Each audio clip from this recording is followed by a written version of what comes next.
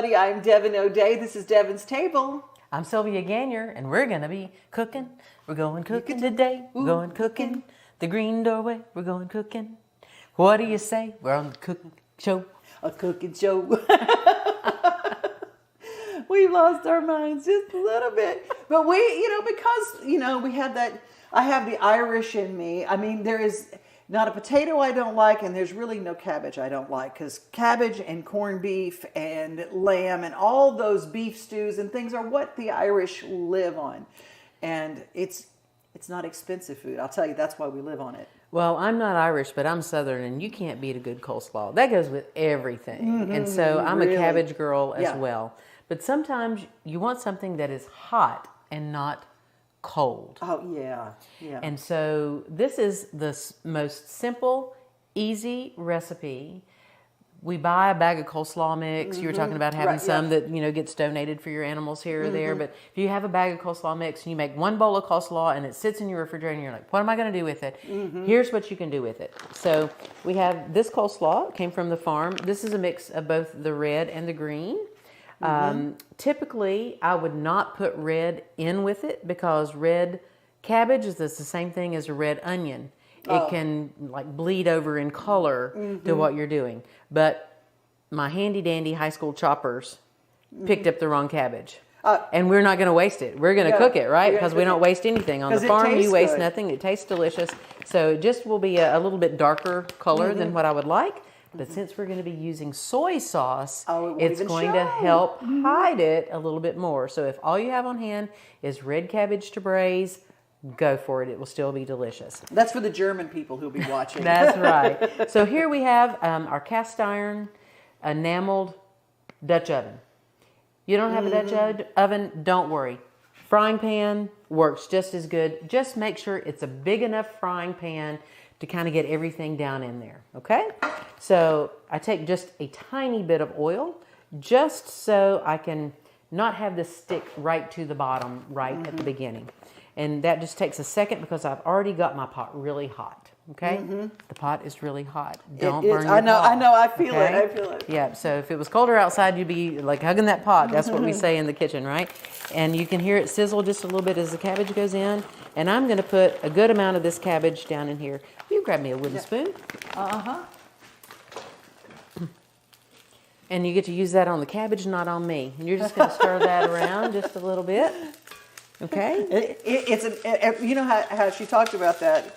The wooden spoon is the discipline implement of choice to some of the mamas that are in kitchens in the South. I think you thought I might use it on you. You picked a little wooden spoon. You didn't get one of the great big ones over there. You didn't get the. I'm gonna fix you up there, Devon. There you go. There you go. All right. So you don't grab that one. Okay. This is just gonna start to melt down a little bit, and we're going to just pour in a little bit of soy sauce, and that is going to give it some liquid.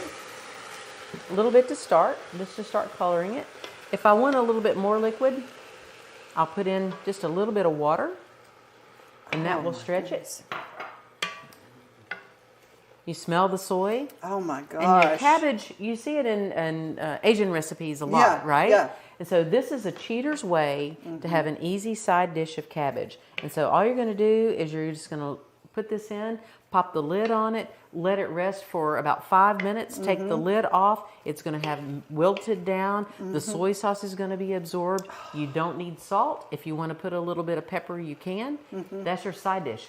It is literally a soy braised cabbage. It's super fast, super delicious. It goes well with a beef stew. It could go well with some lamb. The soy picks up those other flavors of what you're cooking. You don't have to keep it just with other Asian dishes. Oh, I mean, it would go great with a chicken dish. It would go well with anything. It smells good. Oh, it smells really good. And all you have is olive oil, water, and soy. And cabbage. And okay, with your cabbage, yeah. Leftover cabbage. Sounds like a really bad bluegrass song, doesn't it? Leftover cabbage. Boy, leftover cabbage down, boys. That's right. Instead of boiling cabbage down, it's saute that cabbage down. So we just pop the lid on it, and we're all good to go, Devon. Oh, I love it. A wooden spoon, not for spanking anymore. Hey, stick around. We're going to talk more yummy stuff when we come back.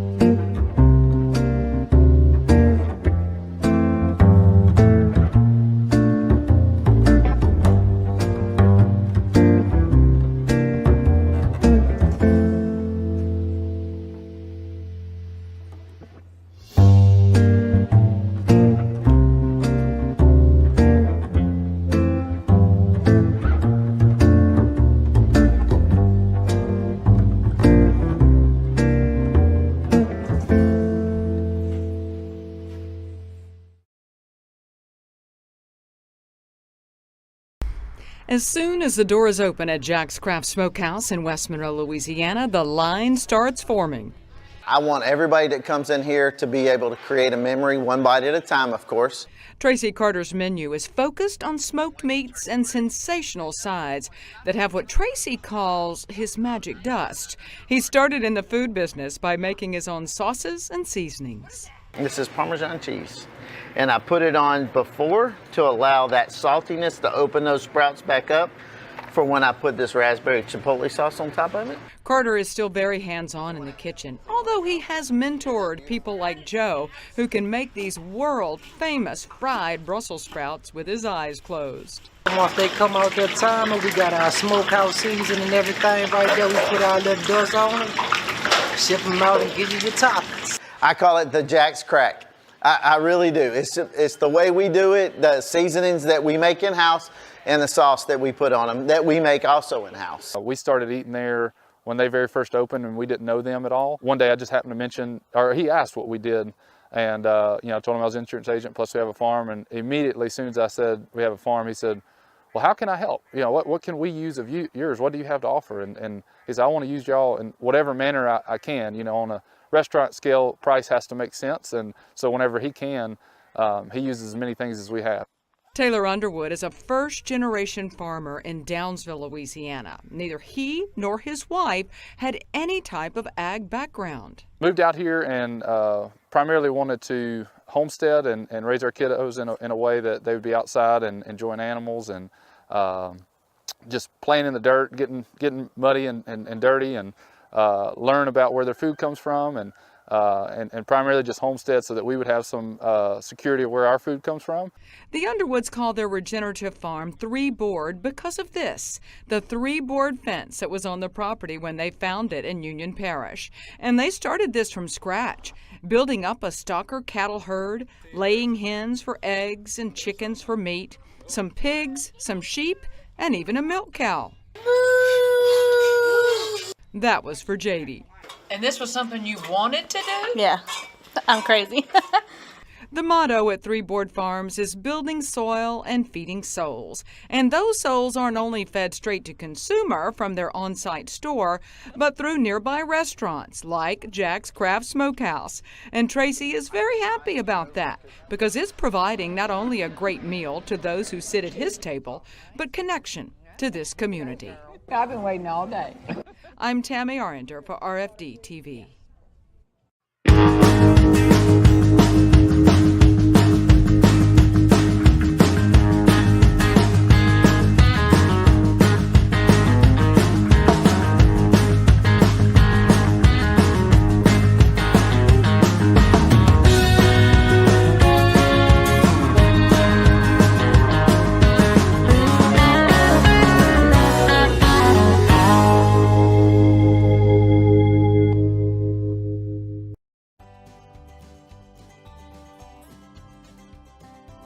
Now that you've decided to get a brand new pair of Durango boots, you want to do everything you possibly can to make sure they stay looking as good as they did the first day you pulled them out of the box.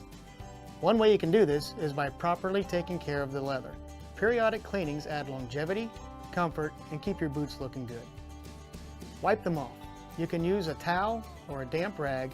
Wiping them down after heavy use removes dust and mud and allows the leather to breathe and stay flexible. This will keep them looking their best. Furthermore, you can use a brush or an old toothbrush and clean out the welts and the seams to ensure the stitching doesn't break down. Let them dry. Let them dry for 24 hours. Moisture from your feet can stain the leather and cause odors.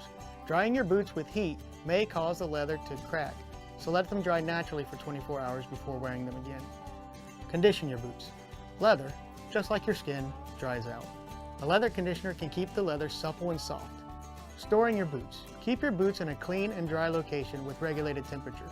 If in a moist or damp condition for an extended period of time, moisture buildup from inactivity can negatively affect certain outsole compounds, lending them to break down.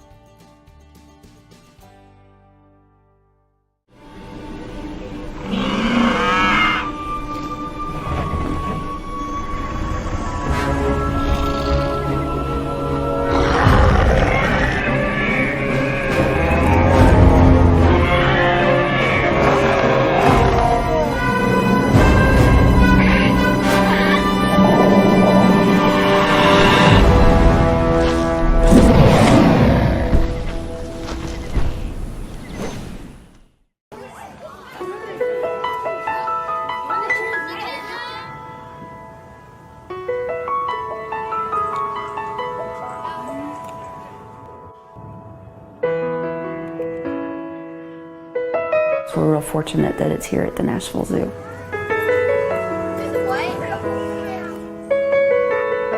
This house is real unique. It's actually one of the oldest houses in Davidson County. When Margaret and Elise passed away, they left everything, and that was part of their plan, was to leave everything so people could learn about the past and the history of Middle Tennessee. Margaret and Elise haven't been gone that long. You know, Margaret Croft passed away in 1974 and Elise in 1985. And through visits with our visitors here, we'll get people that come through and say, oh, I was a child and would come by here and visit the sisters, or my parents knew the sisters, or my parents did something, you know, pharmacy or post office or doctor's office and knew the sisters. So that we get those stories, we get those firsthand stories that a lot of people can't get at other historic sites, and that makes it real. You know, that helps us tell the story, but that makes it real. It's not, we're just not talking about these two ladies, we're talking about real people that lived here, that people knew. So that's what's exciting to me.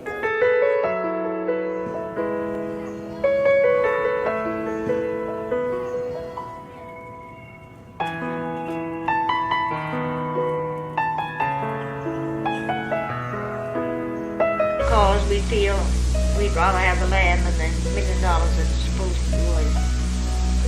You would rather have the land? We'd rather have the land. We've got that strong feeling of the land. Because really one of the most fascinating aspects of the story, at least to me, is the simple fact they did not have to die poor. They could have simply sold their property. In fact, in 1962, when they were pretty much dead broke, the city offered them $1.2 million for this property. But at that point, they knew the city wanted to build an industrial park out here.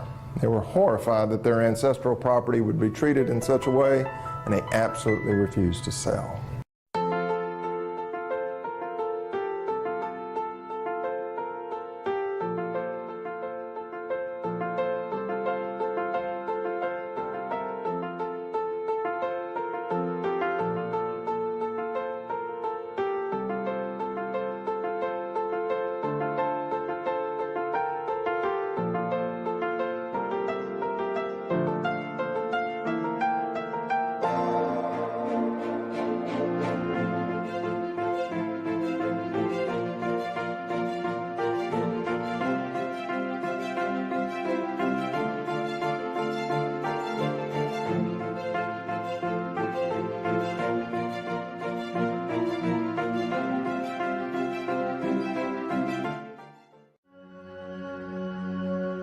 All across the country, people are coming together to speed up what we can learn about health.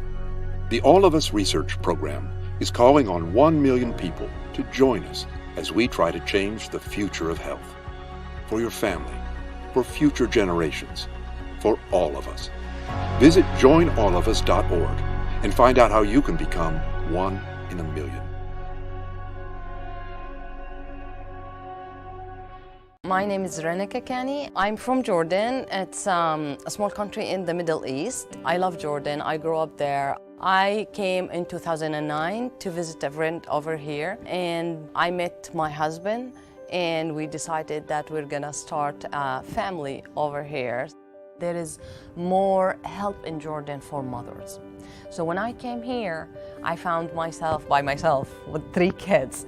And I wanted a support system for my family.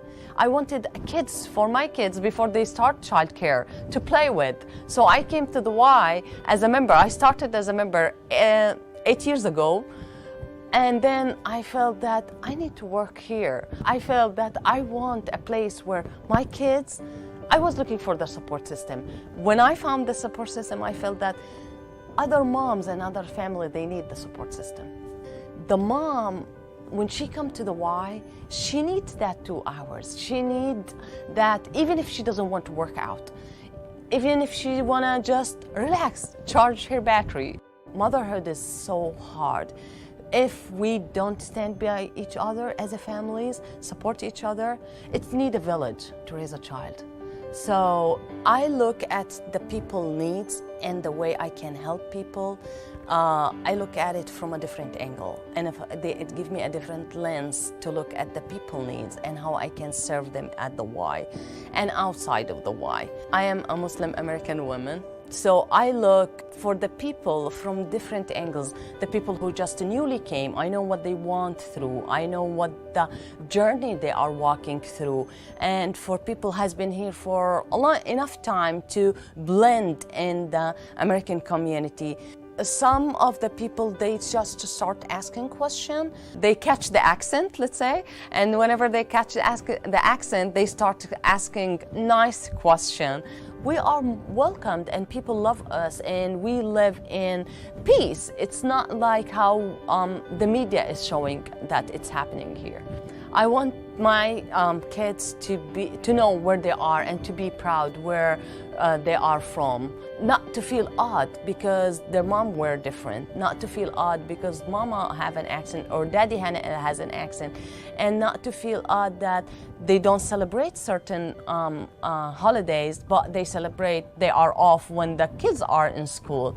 For the people who think that I'm too quiet, maybe I'm too different, I speak different, I live different, and I want, by me being here, I want to inspire every woman, every lady, the ones who the people think they are different, that it's good. So we can change, that we don't fit the box. It's good because we have the chance to change it, that we change the box to fit everybody.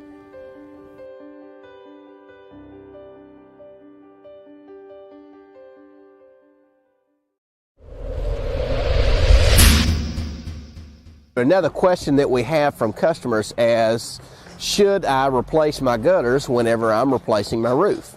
Now, as you can see behind me, they've got gutters and we've got some tarps that are over the gutters.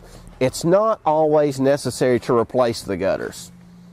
There are a couple of times that it does make sense. If your gutters are falling loose from the house, if you have fasteners that are starting to back out, or if the wood behind your gutters are rotted or damaged, it might be a really good idea to go ahead and replace it at the same time as the roof. You don't always have to do it. Like with the gutters behind me, the fasteners are hidden fasteners, what we call hidden fasteners with screws. Now the screws go into the back of the gutter, and once the screws are there, it's not coming loose unless the wood comes off. So in a case where you've got good fasteners, the gutter's not pulling loose from the fascia board, doesn't make sense to replace the gutters. You just protect them and they live to fight another day.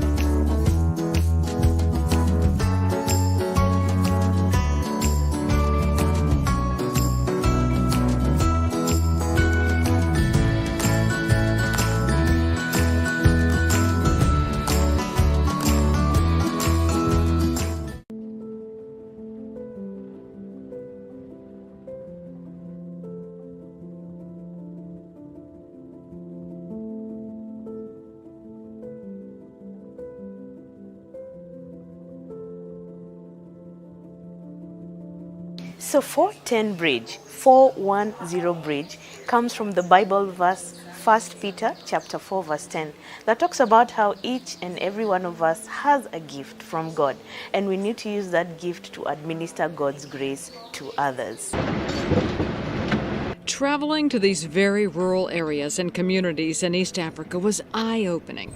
It's a standard of living that we in America cannot wrap our heads around. Rocky and crater-filled dirt roads to get you from one village to the next. Each day you see cattle, goats, and sheep and their shepherds making the treacherous trek to the nearest water. And with the country's unique and arid climate and environmental challenges, well, it creates an incredible strain on these people to have a successful farming operation.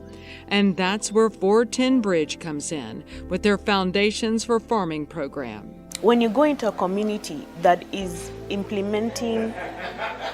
implementing a sustainable model, what you find are people who have lost their dignity, have lost their purpose, and are not walking in freedom.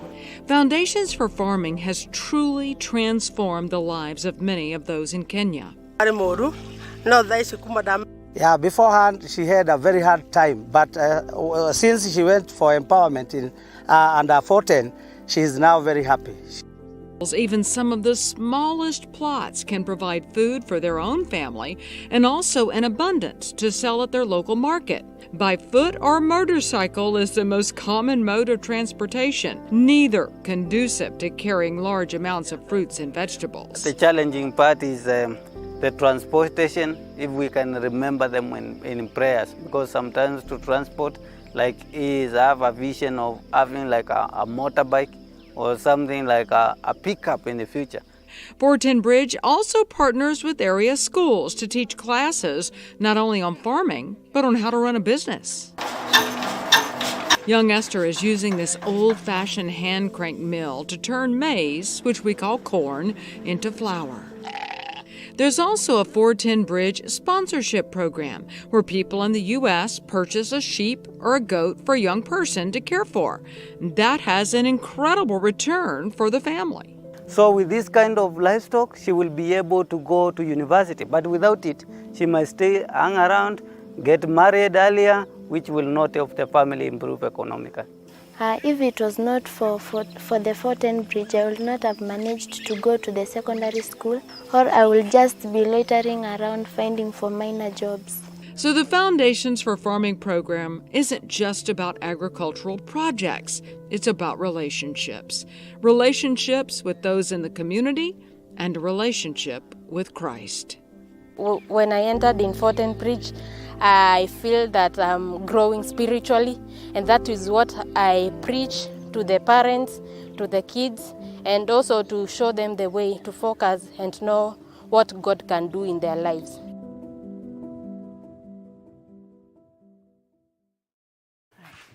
Thank you for joining us. Whether you're braising cabbage or whether you're looking for fresh herbs or any kind of fresh goodies, you can always find it at Green Door Gourmet, can't you? Including me, I'm pretty fresh.